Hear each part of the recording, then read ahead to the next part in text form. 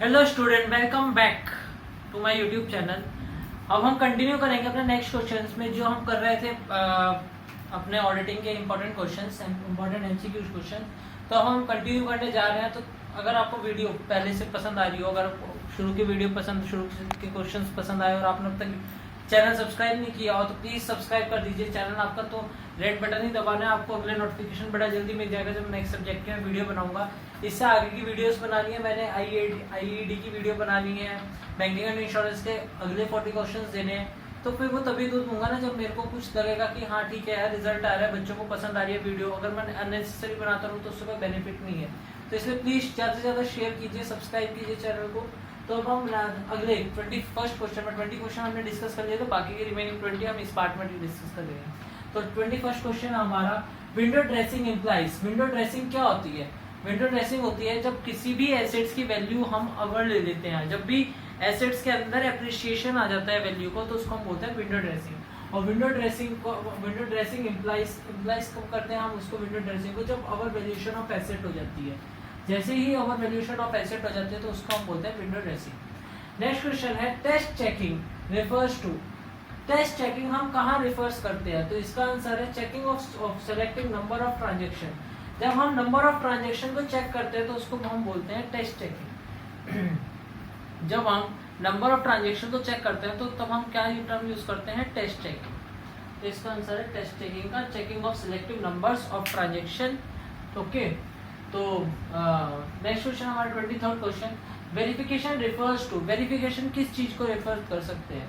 तो वेरिफिकेशन का रिफर्स करते हैं हम एग्जामिन द फिजिकल एग्जिस्टेंस। जब किसी चीज की फिजिकल एग्जिस्टेंस होती है और एंड वैल्यूएशन ऑफ एसेट्स, और वैल्यूएशन ऑफ एसेट्स निकालने के टाइम पे हम एग्जामिन करते हैं किसको? वेरिफिकेशन को।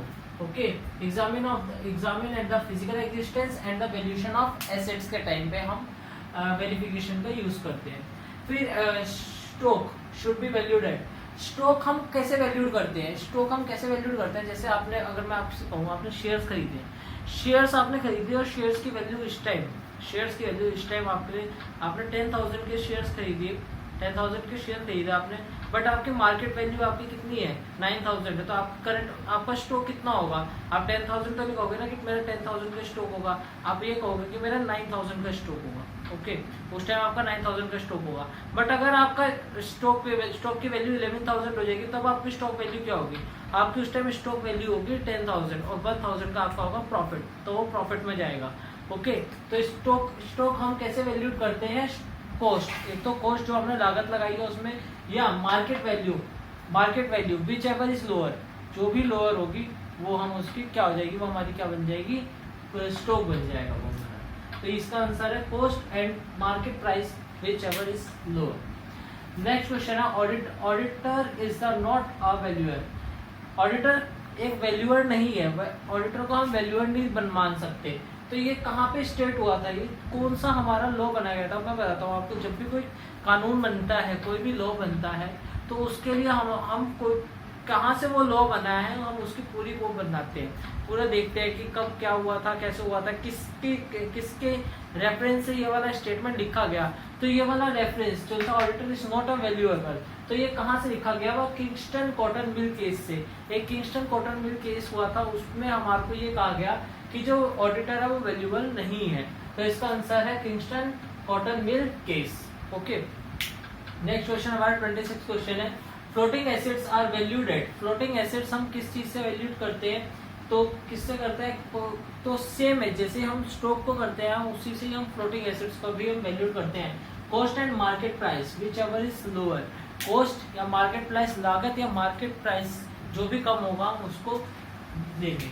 फिर नेक्स्ट है हमारा good sold on the basis of sales और रिटर्न। गुड जो हम बेच देते हैं, जो हम गुड सोल्ड करते हैं on the basis of sales पे और सेल्स रिटर्न पे, तो उनको हम क्या कहते हैं? Be included in the stock. हम उसको क्या करते हैं? जो हमने सामान बेचा और वो हमारे पास वापस आया तो हम उसको क्या करते हैं? स्टॉक के अंदर ऐड कर लेते हैं। तो इसका भी आंसर क्या होगा? Be include in the stock. बने रहिए नेक्स्ट क्वेश्चंस के लिए, और जब तक चैनल सब्सक्राइब कर दीजिए।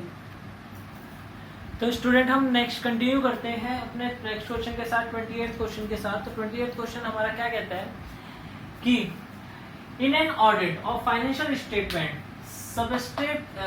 substantive टेस्ट और ऑडिट प्रोसीजर दैट, अगर हम ऑडिट करते हैं फाइनेंशियल स्टेटमेंट का तो सब्सटेंटिव टेस्ट ऑडिट प्रोसीजर का क्या कहता है, तो ये कहता है कि may be test of transaction, वो टेस्ट ऑफ ट्रांजेक्शन कहता है, टेस्ट ऑफ बैलेंस कहता है, एनालिटिक प्रोसीजर कहता है। तो ये तीन चीजें कहता है वो कि may be the test of transaction, test करता है वो ट्रांजेक्शन का, फिर टेस्ट ऑफ बैलेंस करता है कि बैलेंस शीट में कैसे बैलेंस करना है, कितना पैसा गया कितना पैसा आया वो, फिर उसके बाद एनालिटिक प्रोसीजर, एनालिटिक प्रोसीजर मतलब कि कैसे एनालाइज करना कि कितना प्रॉफिट हुआ कितना गेन हुआ, किसने कैसे काम करा, तो वो सब, तो ये सब करता है हमारा क्या सबस्टेटिव टेस्ट ऑडिट प्रोसीजर में। नेक्स्ट है हमारा 29 question, the nature timing and extent of substantive test इस procedure is related to assessed level of control risk. ठीक है, तो वो कौन सा रिस्क कैसे करता है, वो डायरेक्टली काम करता है। समेटिव टेस्ट हमेशा डायरेक्टली काम करता है, तो जहाँ पे भी आपको ये वाला टर्म नजर आए सबस्टेटिव टेस्ट, सबस्टेंटिव प्रोसीजर, तो आप डायरेक्टली अगर उसके अंदर कंट्रोल रिस्क है तो वो डायरेक्टली आएगा उसका आंसर डायरेक्टली, वो एकदम डायरेक्टली काम करता है, वो इनडायरेक्ट काम नहीं करता, वो डायरेक्टली काम करता है, उसको आप कंट्रोल नहीं कर सकते। नेक्स्ट क्वेश्चन हमारा है कि what would most appropriately describe the risk of incorrect rejection in term of summative testing। तो appropriative describe risk क्या है, summative testing में, तो the auditor conclude that the balance in material misstated in actual fact। ये क्या निकाल के देता है कि जितना पैसा लगा है कंपनी में इतना पैसा यूज नहीं हुआ, जितना पैसा अपने काम में शो कर रहे हो इतना पैसा मार्केट में नहीं लगाया गया, तो आप ये फ्रॉड हमारे को डायरेक्टली पता लगता है किससे, समेटिव टेस्ट से, तो ये इसका आंसर है। फिर नेक्स्ट क्वेश्चन हमारा, what are the things which affect the audit effectiveness. वो कौन सी चीज है जो ऑडिट को इफेक्टिवनेस काम करने में हेल्प करती है। इफेक्टिवनेस मतलब टाइम से काम करने में, टाइम से काम होना हमारा, उसको बोलते हैं इफेक्टिवनेस। तो वो कौन सी चीज है, risk of over Reliance. Over Reliance मतलब एक तो ओवर रिलायंस और risk of incorrect acceptance. Incorrect acceptance मतलब कि जितना भी काम गलती से आ रहा है, मतलब जितना भी काम हमारा गलत हो रहा है वो, और एक ओवर रिलायंस होना मतलब अपने ऊपर ज्यादा ही कॉन्फिडेंट हो जाना, तो उसको बोलते हैं ओवर रिलायंस। तो ये चीजें एक ऑडिट को इफेक्ट करती है इफेक्टिव करने से, मतलब जल्दी से काम करने में। अगर वो आराम से काम करेगा तो उसका काम ज्यादा अच्छा होगा, ज्यादा सही होगा, एक्यूरेट होगा। नेक्स्ट क्वेश्चन है, व्हाट वी से auditing assurance standard deal with planning audit. हम उसको क्या बोलेंगे, ऑडिटिंग एश्योरेंस स्टैंडर्ड डील्स को जो ऑडिट प्लानिंग के साथ चलती है, तो उसको हम बोलते हैं AASB 8। ये 8 है, सॉरी, AASB 8। ओके, इसका आंसर ये आएगा। देन नेक्स्ट क्वेश्चन हमारा, audit program is prepared by. Audit program किसके द्वारा प्रिपेयर किए जाते हैं, एक तो ऑडिटर के और उसकी टीम के द्वारा। ये तो लिखा हुआ है, द ऑडिटर एंड हिज और हर ऑडिट असिस्टेंट्स। जो सीए इंटीग्रेटर होते हैं वो काम करते हैं सीए के अंडर में, तो वो ही ऑडिट को काम करने में हेल्प करते हैं। तो the audit and his audit assistants ये है। अब हमारे नेक्स्ट 7 क्वेश्चन नेक्स्ट वीक में आएगा। नेक्स्ट तो आप वेट कीजिए, तब तक अगर वीडियो अच्छी लगे तो प्लीज सब्सक्राइब कर दीजिए। तो स्टूडेंट अब हम नेक्स्ट क्वेश्चंस पे चलते हैं।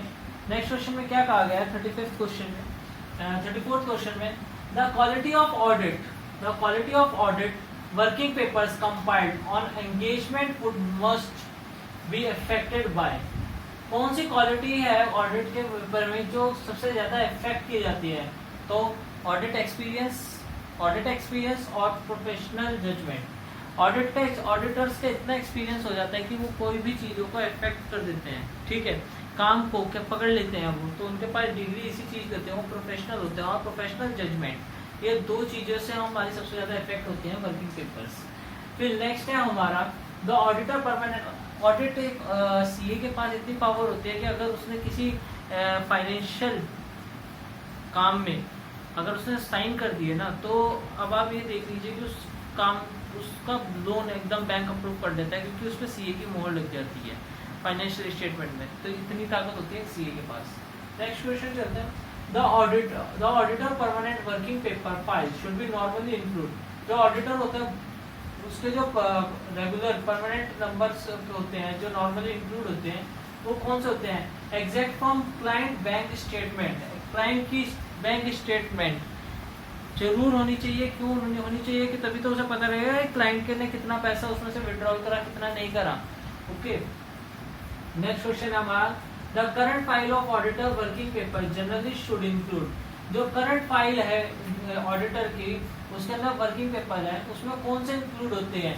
अब copy of financial statement, financial statement की कॉपी हमेशा रहनी चाहिए किसके अंदर? एक ऑडिटर की शीट के अंदर। फिर नेक्स्ट क्वेश्चन हमारा, knowledge of entity business not help the auditor to. जो नॉलेज है एंटिटी बिजनेस की वो कहाँ ऑडिटर को हेल्प नहीं करती? Reduce inherit risk. अगर उसको रिस्क होगा तो फिर कोई काम थोड़ी करेगी वो।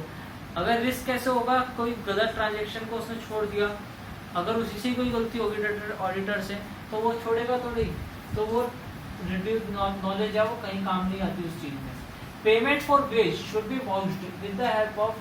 अगर हम पेमेंट ऑफ वेज की बात करें तो वो किस वाउचर में ऐड होती है? तो वो होती है वेज शीट के अंदर। वेजेस किसके अंदर शीट ऐड होती है? वेजेस शीट के अंदर। नेक्स्ट है हमारा purchase return should be vouched with the help of. अगर हम परचेज रिटर्न की बात करें, जो हमने खरीदा उसको वापस दिया, तो वो कौन सा वाउचर में जाएगा? वो क्रेडिट नोट में जाएगा। हम एक क्रेडिट नोट लिखेंगे कि हमने इतना सामान लिया था और इतना सामान हमने नहीं यूज करा तो हमारे से वो वापस ले लो। तो पैसे हैंड टू हैंड तो देंगे नहीं, हमारे जाएगा, फिर उसके बाद वो देखेंगे सामान को, तो वो सब किसके अंदर आता है? क्रेडिट नोट के अंदर। फिर नेक्स्ट लास्ट क्वेश्चन हमारा आज की वीडियो का, ठीक है। तो गाइस अगर वीडियो अच्छी लगे तो सब्सक्राइब कर दीजिए, शेयर कीजिए, जितना ज्यादा शेयर कीजिए। Payment for building purchase should be. Payment हम जो बिल्डिंग्स की परचेज करते हैं वो कौन से वाउचर में जाएगी? वो जाएगी टाइटल डीड में। जब भी हम फिक्स एसेट्स को खरीदेंगे तो वो टाइटल डीड में जाएगा। तो स्टूडेंट अगर आपको वीडियो अच्छी लगी हो तो सब्सक्राइब कीजिए। जब आप सब्सक्राइब करेंगे, जैसे आप सब्सक्राइब करेंगे मेरी नेक्स्ट वीडियो आती रहेगी, ठीक है। अभी 185 सब्सक्राइबर है, 125 के अराउंड है। तो आप जितना सब्सक्राइब करेंगे इतनी वीडियोस आएंगी, श्रीदेव सुमन की भी आएंगी और HNB की भी नेक्स्ट पार्ट। जो मेरे को 80 क्वेश्चन देने थे, मैंने 40 दिए, इसलिए मैंने 40 होल्ड पे दिए कि अगर आपको क्वेश्चन अच्छे लगे तो आप नेक्स्ट मेरे को सपोर्ट करें तो मैं आगे बनाऊँ। Thank you for watching this video, thank you so much. और आप पिछले पहला पार्ट देखिए, फिर उसका सेकंड पार्ट देखिए, आपको 40 क्वेश्चन मिल जाएंगे। Thank you so much.